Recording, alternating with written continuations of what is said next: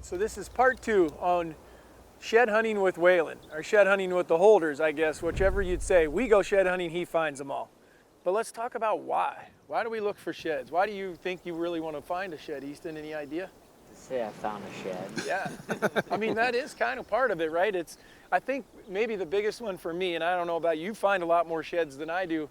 The biggest reason for me is because that animal's still out there. I mean, that is the cool thing. Don't need a license. Yeah, I mean, you just go out and pick all you want. Right, you need permission where you're going. If it's public ground, you go wherever, but you don't have to have a license for it. And that's the cool thing. You don't have to have the gear for it. I mean, the only type of gear that I typically carry is a pair of binoculars. And I do carry binoculars. Absolutely. Even in Iowa, you see a wherever. little point or anything, you don't have to walk all the way over there, or you scan fields or. No, and out west you really use binoculars. Yeah, when you're looking for elk sheds and mule deer sheds, you use them even more. I've spotted some sheds 500-600 yards away. Oh, at least, right? Yep. But and then the only other thing is, and it doesn't matter, this is just a small backpack, and you don't have to have it, but it's nice to have a little backpack to throw maybe a couple, if you do have one of those great days, you can throw something in there, or you find a deadhead. Make sure you check with your local states if you find a deadhead, whether or not you can keep it or get a salvage tag to go get it and that kind of stuff. But other than that, a little backpack, usually I throw water or something like that. Water, and it's always cool when you start out, but by the time you're walking for a while, you're hot and you got to shed down. Shed clothes Yeah. on a shed day. And that's the thing. How fast? Do you walk fast, do you think? Do you walk slow? No, pretty slow unless it's wide open. Then you know, in the timber here in Iowa, I just bebop around and just slowly look, and don't be afraid to look back. Yep. I don't know how many times I've been walking, turned around like this. There it is, right there. That one this morning was 4 feet away from me, just tines sticking out of the grass. So you don't see it going this way, but when you look back this way. So here's something that I notice that happens a lot, especially with you. And that is, we go look at an area and then we're done with that area. We're not going back there because we think we've picked everything up. He'll show up a month later and say, where are all you guys looked at?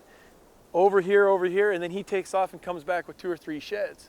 So do you go back and look at places you've looked before? Do you go back to places you yourself have looked? I do, because every year when I go back, I find white ones. So I know that I missed them the year before. So I don't think you can ever pick them all. No. Unless it's a concrete floor. They're always hiding somewhere. You just got to try to go in different spots every time. Hit it from a different angle. Right. What about you? So that means that there's still some laying out there. You can't use the excuse that we find them all. Every one I found was a right, so there's all those lefts out there yet. Okay, so here's the other question. Do you go early or do you wait till, okay, so there's a theory that you wait till all the sheds are dropped and then you go pick them all up. Or do you go in earlier before the squirrels get them, before other people might get them, or how do you decide when you're going to start looking? Late. You say late. Yep. Okay, what do you say? I like looking as soon as I can, unless it's somewhere where you're going to blow them out of there. Right. You know, a lot of the places I go, they feed out in the fields during the day or during the night, and they're in the trees during the day, and they just move back and forth, so it's okay. For whitetails, for elk, I try to leave them as long as you can. Big herds. As long as it's someplace where someone else isn't going to sneak in there and get them. Right.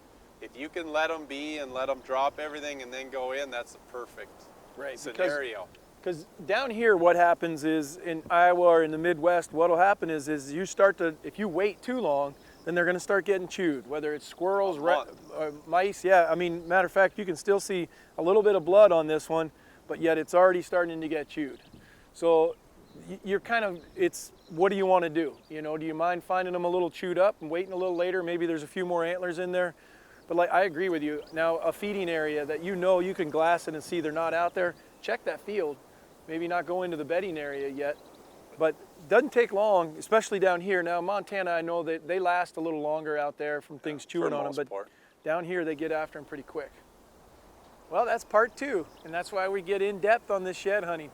It's not just fun. We're trying to give you why we look in certain places and what we're looking for and what we hope to get out of it. But keep watching because we got some other tips on looking for sheds.